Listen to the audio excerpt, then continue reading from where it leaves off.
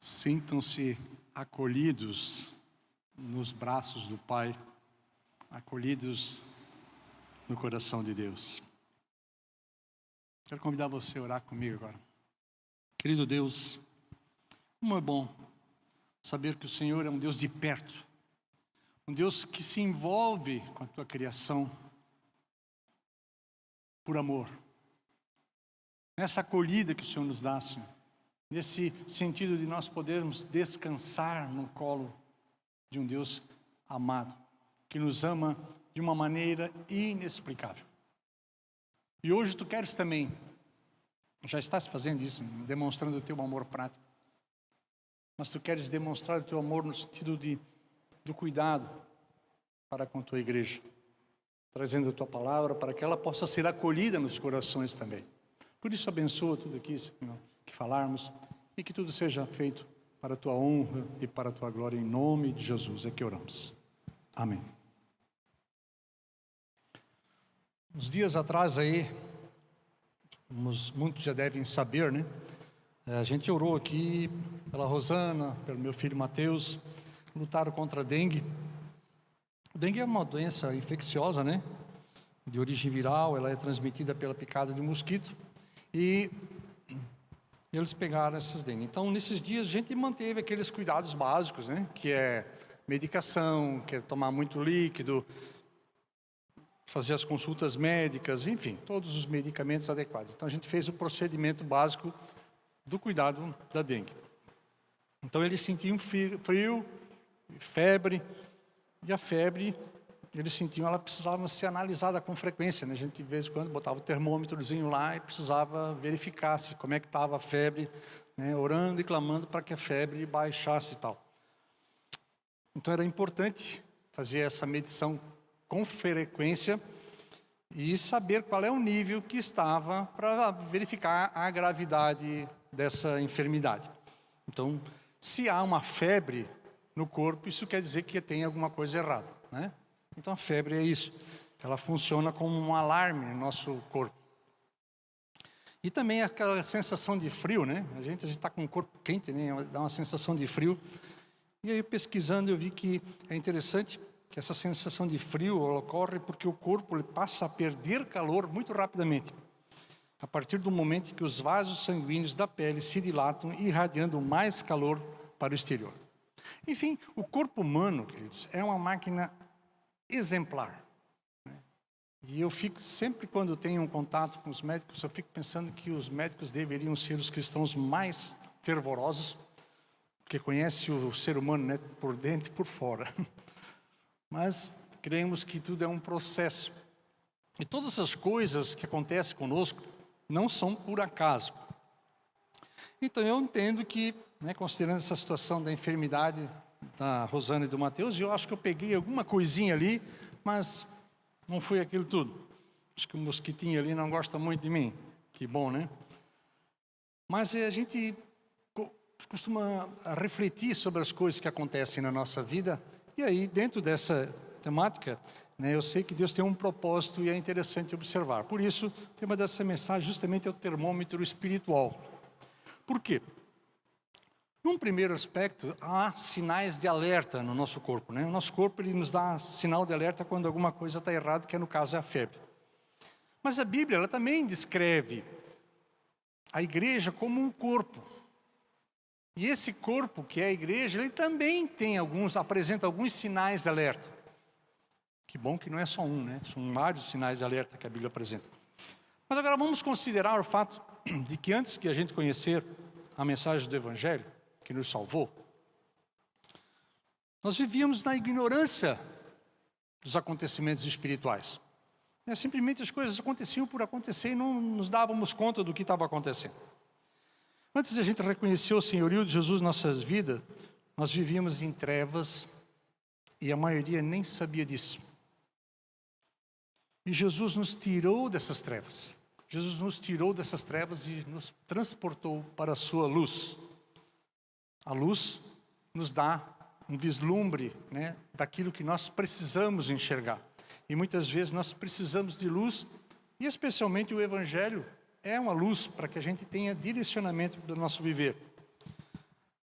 Então, dentro dessa situação, né, que Jesus nos tirou das trevas, foi Ele que nos deu uma nova maneira de viver, uma nova maneira de se comportar, uma nova maneira de ver as coisas que nos cercam. Então, a partir daí, Ele nos deu uma tarefa que é parte do corpo. Hoje, o que nós somos? Parte do corpo de Cristo. Somos a igreja. E essa igreja, ela precisa perceber que nós temos uma temperatura adequada para funcionar corretamente. Nós temos características bem definidas que precisam ser consideradas, que precisam ser avaliadas. E é na Bíblia que nós encontramos esses sinais de alerta. Aqui nós temos vários sinais de alertas e nós precisamos ficar atentos a isso. E eu creio que todo discípulo de Cristo, e às vezes parece que está batendo sempre na mesma tecla, né? Precisa manter a sua conexão diária com a Bíblia, porque aqui estão vários sinais de alertas para ampliar o nosso conhecimento a respeito da nossa temperatura espiritual. Então, vou perguntar para você aí, pense aí na sua cabecinha. Como é que você se sente agora, nesse momento? Está com frio? Está quente? Temperatura ambiente aqui está boa, né? Está agradável. E agora o seu espírito, espiritualmente falando, como é que você se sente? Você pode afirmar que você está quente? Você está frio? Está morno? Está febril? O que está acontecendo com a sua temperatura espiritual? Você costuma se avaliar? Como é que você consegue perceber se algo está errado com a sua espiritualidade? Como você avalia isso? Você costuma medir a sua temperatura espiritual para ver se você não está doente no espírito? Vamos refletir então na Bíblia, o que a Bíblia dá uma sugestão? Abra sua Bíblia lá, o seu aplicativo. Vai aparecer aqui também, Romanos 12, de 9 a 14. Romanos 12, 9 a 14.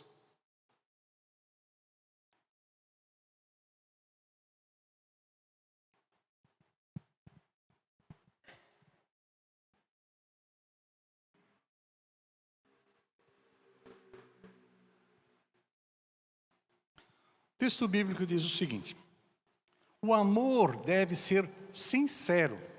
Odeiem o que é mal. Apeguem-se ao bom, o que é bom. Dediquem-se uns aos outros com amor fraternal. Prefiram dar honra aos outros mais do que a si mesmo. Nunca lhes falte o zelo. Sejam fervorosos no espírito. Sirvam ao Senhor. Alegrem-se na esperança. Sejam pacientes na tribulação. Perseverem na oração. Compartilhem o que vocês têm com os santos em suas necessidades. Pratiquem a hospitalidade. Abençoem aqueles que os perseguem. Abençoe e não os amaldiçoem. Vejo que tudo na vida cristã começa com amor, né? E o texto está falando, o amor deve ser sincero. Essa é a máxima expressão de Deus. Deus é amor. E importa que a igreja, que o corpo de Cristo tenha essa expressão em sua vida. O texto ele está dizendo assim, o amor deve ser sincero, né? Na NVI ele diz sincero. Na revista atualizada ele diz que é sem hipocrisia. E a palavra, pesquisando um pouquinho, né? Tem algumas versões que falam diferente, mas essa aqui eu achei mais apropriada. E diz assim, a palavra sincera foi inventada pelos romanos. Eles fabricavam certos vasos de uma cera especial. Essa cera era às vezes tão pura e perfeita que os vasos tornavam-se transparentes. Em alguns casos, chegavam-se a se distinguir um objeto que estivesse colocado no interior do vaso. Sincera, que queria dizer sem cera, uma qualidade de um vaso perfeito, finíssimo, delicado, que deixava ver através de suas paredes e da antiga cerâmica romana. E o vocábulo, então, ele passou a ter um significado muito mais elevado. Ou seja, sincero é aquele que é franco, leal, verdadeiro, que não oculta, que não usa disfarces, que não pratica malícias ou dissimulações. O sincero é semelhante, a semelhança do vaso, no caso, deixa ver através de suas palavras os nobres sentimentos do seu coração. E aí a palavra hipócrita é derivada do grego hipocrisis ou hipocretes, que significa ator. E na antiga dramaturgia grega, um ator usava uma máscara durante a apresentação de um drama clássico. E já no tempo de Jesus, um hipócrita já era considerado uma pessoa fingida e desleal. Então, com o passar do tempo, algumas palavras a gente percebe que vão ganhando algumas conotações diferenciadas. Então, uma característica do cristão é essa sinceridade, né? E sinceridade é algo doce, confiável, que acolhe e que deve ser vivido na igreja. Um vaso, queridos, sem cera, é como alguém que ama de verdade.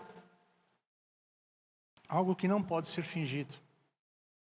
O amor de Deus não pode ser fingido. O amor de Deus, ele é perfeito.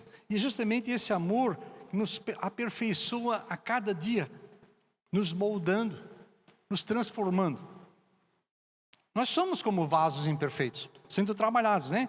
Aqui tem um vasinho simples, mas ele precisou ser trabalhado, para que hoje ele servisse como ornamentação. Alguns têm outras aplicações, mas o vaso ele só é perfeito quando está sob os olhos do oleiro. Porque aos olhos de Deus, que já tem em mente o projeto final, nós somos perfeitos. Mas aqui nós estamos nesse processo de aperfeiçoamento, sempre sendo trabalhado. Então nós somos vasos na mão de Deus, do oleiro. Nós estamos em constante aperfeiçoamento, sempre. Porque Deus está nos moldando, porque Ele quer que nós tenhamos utilidade. O crente é um ser útil nas mãos de Deus, desde que esteja disponível. E Deus nos coloca em determinado lugar para nos moldar. E ali Ele trabalha. Ele molda, Ele tira o barro que está em excesso, Ele limpa, Ele vai trabalhando até passar pelo fogo. E o fogo, qual a função do fogo? Tirar toda a impureza.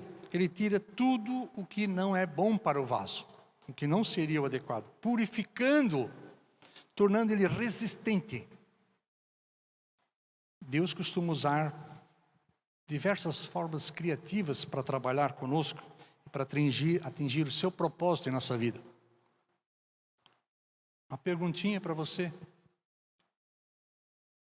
Você é um vaso que se deixa moldar? Ou fica correndo para cima e para baixo, sem esperar a voz do Senhor? Você é um vaso que se deixa moldar, que se deixa purificar? Você tem se purificado? Você é resistente?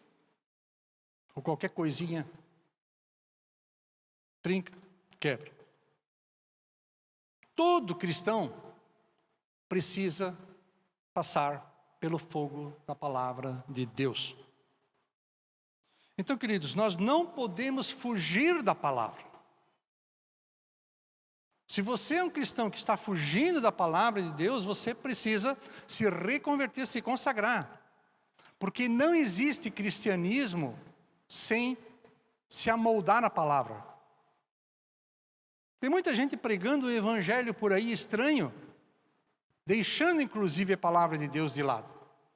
E muitos supostos discípulos estão seguindo algumas filosofias, digo nem porque nem é religião, são filosofias moderninhas, que estão deixando a palavra de lado. Ambientes onde a palavra de Deus não é a centralidade, fica longe, bem longe.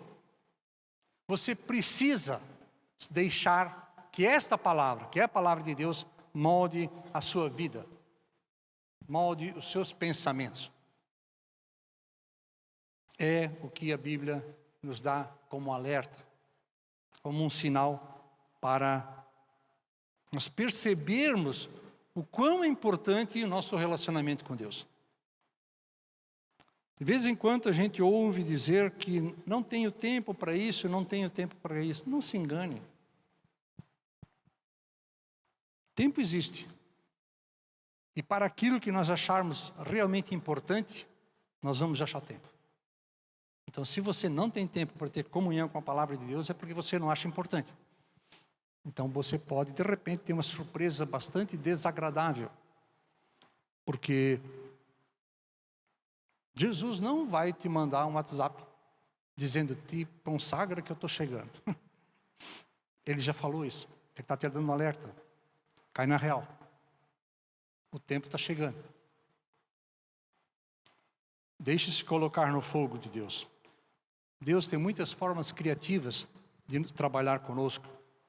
E nós precisamos entender como aqui cantamos. Deus não é um Deus imperativo. Ele é um Deus de justiça, sim. Mas Ele é um Deus de amor. E a sua justiça é moldada pelo amor.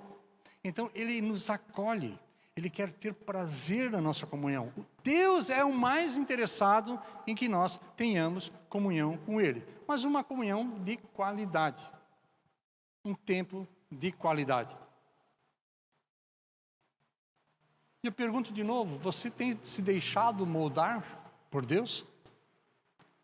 Vocês têm purificado a sua vida?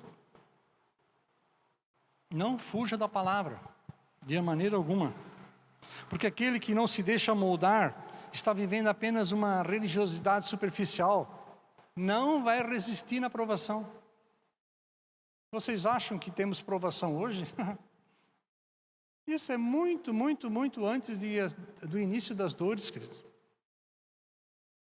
Vocês acham que ter Covid, ter dengue e aprovação, tem muitas pessoas aqui mesmo que estão passando coisas muito piores. E outras pessoas no mundo que estão passando coisas piores. Mas nós temos a acolhida do Senhor. Nós temos a possibilidade de derramar o nosso coração na presença do Senhor. Não simplesmente achar que não tem problema nenhum. Mas é derramar o coração e buscar na fonte correta, que é Deus. No fogo, então, é que essas coisas são provadas. Nós somos filhos de Deus. A Bíblia diz que se você ama o seu filho, você disciplina. E Deus nos ama e somos disciplinados por Ele. Somos parte do corpo. Nós não podemos fugir da ação de Deus. Agora observe o verso 9. Ele diz, odeiem o que é mal. Apeguem-se ao que é bom. E a Bíblia ensina lá em 1 Coríntios 6,12, na versão da NVI, diz assim, tudo me é permitido, mas nem tudo convém. Tudo me é permitido, mas eu não deixarei que nada me domine. E na versão da mensagem, achei bem apropriado, que diz o seguinte, só porque algo é correto diante da lei, não significa que seja espiritualmente apropriado. Se eu saísse por aí fazendo o que eu tenho direito de fazer, seria um escravo dos meus caprichos. Então eu passo então a odiar o mal quando eu estiver de fato apegado ao bem. Então eu não preciso me esforçar para odiar o mal, bem pelo contrário, mas eu preciso me disciplinar a me apegar ao bem. Automaticamente eu vou discernir que as coisas do mal não me pertencem. Não acalenta o meu coração e me distancia de Deus. Nós só conseguiremos amar de verdade, querido, sinceramente, por uma ação do Espírito Santo. E a liberdade que eu tenho em Cristo, isso é importante perceber que quando nós nos convertemos, eu disse antes que nós saímos das trevas, Jesus nos tirou das trevas e nos trouxe para a sua luz, Ele nos deu liberdade, mas não liberdade para, como disse, fazer aquilo que eu me der na cabeça. Não para ser libertino, mas liberdade para expressar o meu amor a Deus, experimentar o meu amor a Deus, e liberdade para compartilhar aquilo que eu tenho experimentado. Eu creio que se há esse equilíbrio, dessa busca e desse entendimento, nesse ponto a temperatura do corpo de Cristo estará adequada. Eu vejo o verso 10, diz: dediquem-se uns aos outros com amor fraternal. Prefiram dar honra aos outros mais do que a si próprios. A igreja de Cristo é o corpo de Cristo. E esse corpo ele funciona também como uma família. E na igreja e na família, o amor fraternal entre os cristãos, ele deve não se limitar a um cumprimento, graça e paz, né? Um toquinho, ou isso, aquilo. Não é só isso. Começa por aí, né? Mas ele deve ser verdadeiro, ele deve ser prático, ele deve ir além. A ordem aqui é amar, né? E ele diz: dediquem-se aos outros em amor fraternal. Dedicar-se a praticar esse amor fraternal. Um vaso em aperfeiçoamento, que ele diz que todos nós somos, né? Ele pratica o amor e também permite-se ser amado. Como é que você se permite ser amado? Deixando-se conhecer. Nós aqui temos centenas de pessoas, né? Um bocado de gente. Talvez você não conheça 80% das pessoas no sentido de nome. E aí, mas eu chego no culto e... Um parênteses aqui, né? Tem gente que consegue fazer uma coisa extraordinária. Consegue chegar no culto pontualmente atrasado. Domingo. Uma vez ou outra, às vezes acontece, né? Mas, queridos, se você chegar sempre no culto atrasado, alguma coisa está errada. Porque se você chegar no seu trabalho sempre atrasado, alguma coisa vai acontecer errado. Então, como eu disse, se você considera isso como prioridade, você chega antes, você compartilha com as pessoas, você tem tempo para chegar e perguntar: querido, como é que é o seu nome? Você não conhece? Claro que não conhece, mas eu passo a conhecer daquele momento em diante. Fulano de tal, eu sou o Godo, e você? Eu sou fulano. Beleza. Fulano de quê? Fulano de tal, onde é que tu mora? E começa a desenvolver um relacionamento. Não é assim que vai chegar um anjo, agora tu fala com fulano. Não, queridos, é uma coisa natural. Mas se você chegar em cima do laço, e já terminou o culto, sai correndo, não dá para desenvolver relacionamento. Não dá para esquentar a temperatura do culto. Nós precisamos de envolvimento. Tente conversar com alguém.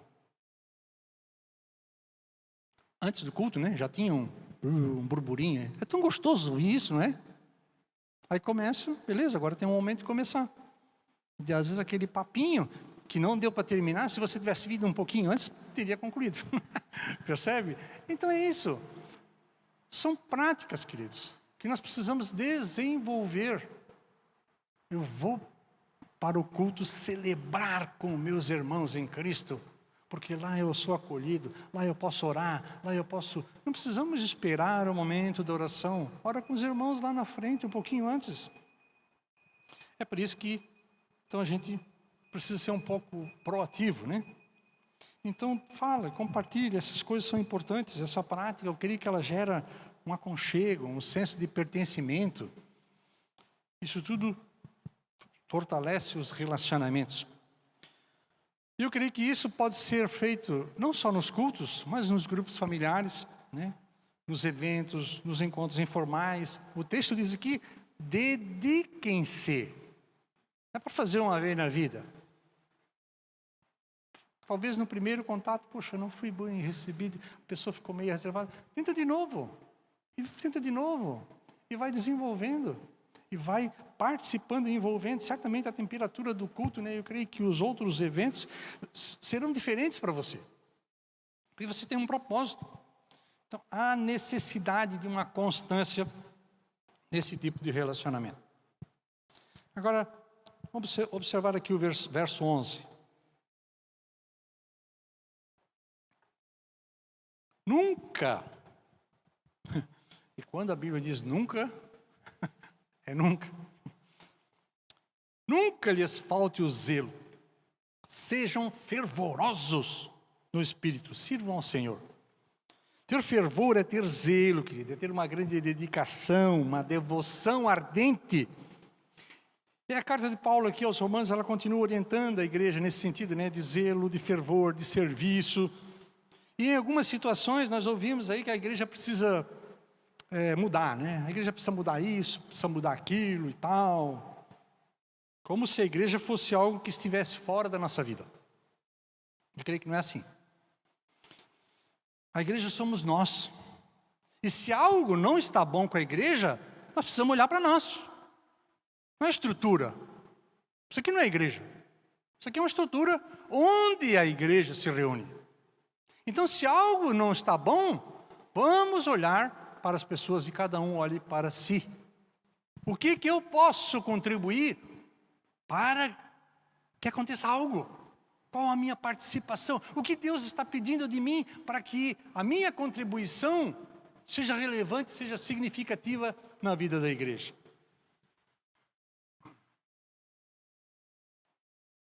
Igreja não é as estruturas. Será que, o que Paulo está falando aqui? Paulo aqui está nos dizendo para nós nos mantermos animados, com disposição para servir a Deus. Então ele não está falando com uma parede de tijolos, não é isso, ele está falando com pessoas. E é claro que nós podemos melhorar, queridos. É óbvio que nós podemos e devemos melhorar naquilo que for possível. Mas isso não está vinculado, essa melhoria não está vinculada apenas a uma estratégia humana. Não depende só de algumas pessoas. É uma ação em conjunto, é uma ação que envolve todo o corpo, toda a igreja.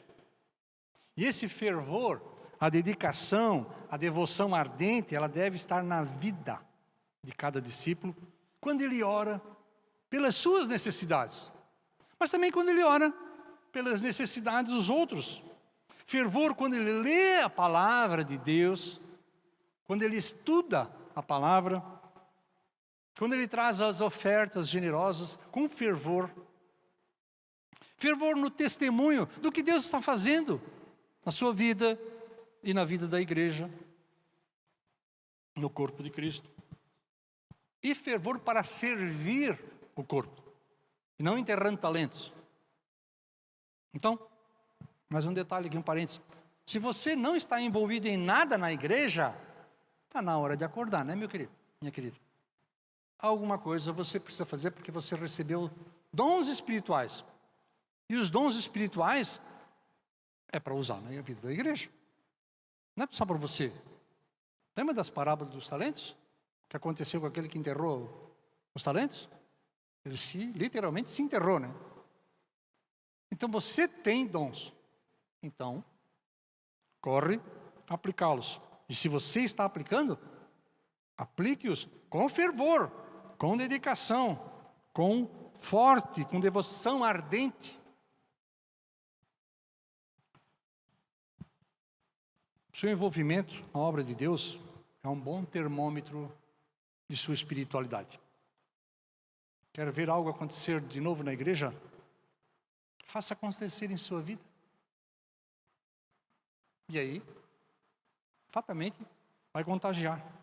Seu fervor, com certeza, vai contagiar a muitos. Veja ainda versos 12 e 13, que fala da esperança. Alegrem-se na esperança, sejam pacientes na tribulação, perseverem na oração, compartilhem o que vocês têm com os santos em suas necessidades e pratiquem a hospitalidade. E o que é esperança? Bom, para o cristão eu penso que é um motivo para se alegrar, né? A nossa esperança está no quê? Que vai acabar a guerra da Ucrânia lá? Não. A nossa esperança é que Jesus, tudo que Ele prometeu, Ele cumpriu. Ele está vivo e voltará. Isso aqui é importante, queridos. A esperança não é só para a gente ter uma expectativa que algo bom vai acontecer, aquela coisa assim, muito superficial. Não, a nossa esperança é ter certeza absoluta de que tudo que Cristo realizou é verdadeiro. E essa esperança está fundamentada na verdade de Deus, em sua palavra. E não são histórias inventadas por homens, queridos. Não são filosofias. Você está convencido disso? Você realmente está convicto de que a sua esperança está baseada na verdade de Deus? Você se nutre desse pensamento dia após dia? As lutas sempre estarão presentes. Meus irmãos e minhas irmãs, todo mundo quer ser feliz. E já somos felizes. Jesus realizou a nossa salvação. Aleluia! E mesmo às vezes em meio a situações de adversidades, aquela alegria que ultrapassa todo entendimento está lá dentro.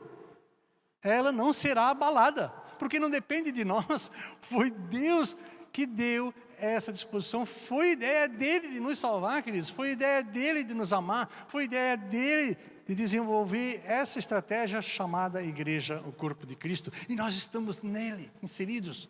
Que privilégio, que alegria. A sua alegria se baseia na verdade da palavra ou está limitada às circunstâncias? Quando tudo vai bem, você, beleza, está feliz. Quando tudo vai mal, Não. São situações, por exemplo, essa semana, né, com a dengue, a Rosana sentia dores de tudo quanto é jeito, né? E o tratamento, até achei engraçado, porque agora, ultimamente, né, qualquer coisa que você passa, os caras receitam paracetamol. Paracetamol vai virar um remédio super, né? Ele cura tudo. É dor, é unha encravada, queda de cabelo, é uma maravilha. Receita paracetamol para tudo quanto é coisa. Interessante. Então não tinha que fazer. Ou não? Não, claro que tinha que fazer. Orar. E às vezes, suportar determinadas coisas. Porque muitas vezes a gente quer se livrar da situação. Mas a gente parar e perceber o que Deus está nos ensinando com isso. Porque Ele sofreu muito mais. Então a gente ora, suporta a dor e percebe naquilo ali como Deus se preocupa conosco, apesar das circunstâncias adversas, Ele não nos abandona. É certo que nós teremos aflições, irmãos. Jesus não garantiu isso? Ele garantiu, Ele disse, terem aflições. Mas tem de bom ânimo, eu venci o mundo. Então a ênfase está nisso. Ele venceu, aleluia. Isso é importante. Na semana passada nós celebramos a Páscoa. Jesus morreu, ressuscitou e vive, aleluia. Isso já basta. Já deveria bastar. Para que a nossa alegria seja eterna, seja renovada. A nossa esperança deve estar nessa verdade, na verdade de Deus. Se nós vamos passar por tribulações, o texto diz aqui, sejamos pacientes. E não é simplesmente ficar lá, eu aguento. Não, ele diz, sejam pacientes e está dizendo o quê? Perseverantes na oração. Então a oração é a nossa ferramenta, é o nosso remédio, é o nosso antídoto para toda e qualquer situação. Então ele diz, sejam perseverantes na oração. E essas coisas, queridos, não podem ser só discurso. Elas precisam ser vivenciadas. Porque é muito bom você louvar e exaltar o nome de Deus quando as coisas estão boas. Mas quando as coisas estão ruins, é ali que se prova. Ali é o momento do fogo. Ali é o momento que o cristão realmente é provado na sua fé. Se realmente ele está firme na palavra, ou se ele só quer usufruir das benesses, das bênçãos do reino de Deus. Nos momentos de luta é que surgem, inclusive, as oportunidades de nós compartilharmos necessidades de oração, de nós orarmos por alguém e de outros orarem por nós, de saber que alguém está orando por nós. Que alívio, queridos. Vocês acham que foi só quando eu estava lá 10 dias internado na Covid, simplesmente os remédios que estavam fazendo efeito? A minha tranquilidade estava que eu sabia do poder da oração dos irmãos que estavam fazendo por mim. Isso faz uma diferença incrível. E o inimigo quer nos convencer do contrário. Capaz que uma oração... A oração do poder não está em nós, queridos. Está naquele que responde à oração. De um clamor sincero de um justo. E não é pelas muitas palavras e de ficar citando versículo no meio da oração. É um coração sincero que depende de Deus. E Deus age com poder e eficácia. E aquela pessoa, alvo da nossa oração, será abençoada. A nossa esperança, queridos, ela precisa ser renovada a cada dia. Mas que bom que a palavra também diz que as misericórdias do Senhor se renovam a cada dia. Então, nós temos essa renovação constante. A nossa esperança não será frustrada. E o verso 14 também continua dando uma ordem. Ele diz: abençoe aqueles que os perseguem. Abençoe e não os amaldiçoe. Eu creio que isso é uma ordem bem complexa, né? Complicado isso aqui. Como é que eu posso abençoar pessoas contrárias ao Evangelho? Pessoas que zombam dos cristãos. Pessoas que mentem a respeito da palavra de Deus, que distorcem a verdade de Deus. Pessoas que ridicularizam aqueles que professam sua fé em Jesus. Ou até muitos daqueles que perseguem cristãos e até matam, né? Em alguns países que chegam a matar os cristãos. Creio que nós só conseguiremos amar alguém se orarmos por ela. Talvez se você, de repente, agora aí, né? Pensei com você, puxa, eu não gosto do fulano, do ciclano. Comece a orar por ele. Em pouco tempo, você vai estar amando essa pessoa. Porque quando você ora, você fala com Deus. E Deus é amor e Ele quer que todos experimentem o seu amor. Mesmo aqueles que perseguem. Porque um dia hoje podem ser perseguidor. Para que mais perseguidor que Paulo foi? Mas a igreja certamente estava orando por isso. E Deus transformou aquele homem e hoje nós podemos ler a carta de Romanos por causa do Paulo. Deus transforma o problema numa bênção, porque os propósitos de Deus serão cumpridos, queridos. Nada do que Deus tem estabelecido vai fugir daquilo que Ele planejou. Então, se eu oro por alguém, quando eu oro, eu tendo consciência e convicção de que eu estou falando com Deus, eu estou colocando aquela pessoa ou aquela determinada situação diante de Deus. Quando eu oro para Deus abençoar essa pessoa ou essa situação, primeiro eu estou obedecendo a ordem divina, porque Ele está dizendo para mim fazer isso. Como consequência, primeiro eu serei abençoado e depois a bênção de Deus chegará sobre ele. Eu não creio assim, que eu vou orar pelo Amilson, aí Deus derrama a sua bênção sobre ele. Não, eu creio que Deus derrama sobre mim, porque é através do amor, e vem para ele. Por isso que ele diz, abençoem, não amaldiçoem. Porque quando você diz, que se dane aquilo, primeiro ou eu vou me danar, e depois o outro. Então por isso que ele diz, não fale isso, abençoe. Abençoe, porque você vai ser abençoado e o outro posteriormente. Deus é o juiz, queridos. É Ele que vai retribuir conforme cada um merece. E assim como superamos a dengue, né, e as outras adversidades, os nossos desafios novos, né, com certeza vão surgir. Mas o que importa? O que importa é saber que com a presença de Jesus nós temos a total segurança. Que estamos amparados, estamos acolhidos nos braços do Pai. Mesmo que os momentos eles sejam difíceis, a nossa confiança, queridos, não será abalada. Então, minha sugestão para você, deixe a palavra de Deus ser um sinal de alerta em sua vida, a cada dia. Viva um amor sincero. Seja fervoroso no Espírito. E renove sua esperança em Cristo e seja um abençoador. Por exemplo, agora à noite, não vá embora depressa. Talvez se você tem algum compromisso, alguma coisa, tudo bem. Mas não vá tão rapidinho embora. Tire um tempinho, de repente, para orar por alguém. E de compartilhar com uma pessoa, o que você achou dessa noite? Do louvor, da mensagem. Entendeu, não entendeu? Gostou, não gostou? Se você viu um visitante, não deixa ele simplesmente sair como ele entrou. Mas eu não conheço ele. Como eu disse, não importa se você não conhece, Deus o conhece. E Deus pode usar você, às vezes só num cumprimento, num abraço e dizer, querido, Deus te abençoe e tenha uma boa semana. Você não sabe o poder que isso tem. Então comece a experimentar isso. Vamos ser praticantes da palavra, queridos. Não vamos viver uma religiosidade. Vamos evidenciar o amor prático. Vamos medir a nossa temperatura espiritual a cada culto. Amém? Ore comigo. Querido Deus, quero te agradecer porque eu sei que a tua palavra, ela produz os efeitos que o Senhor planejou para a vida da igreja.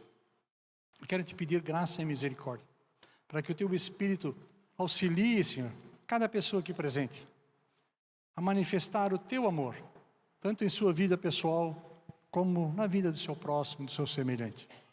Que nós possamos aqui praticar entre nós o amor, o interesse genuíno, de intercessões mútuas, de manifestações de amor prático. E que a tua graça, Senhor, nos leve a nos fortalecer nos relacionamentos, aumentando o termômetro espiritual da vida da igreja, para que cada culto seja uma experiência única na vida de cada pessoa, e que cada pessoa que aqui adentrar sinta-se amada por Deus e por essas pessoas que aqui estão. Reveste-os do poder do teu Espírito, para que possam praticar o desafio da tua palavra. O que eu te peço em nome de Jesus. Amém.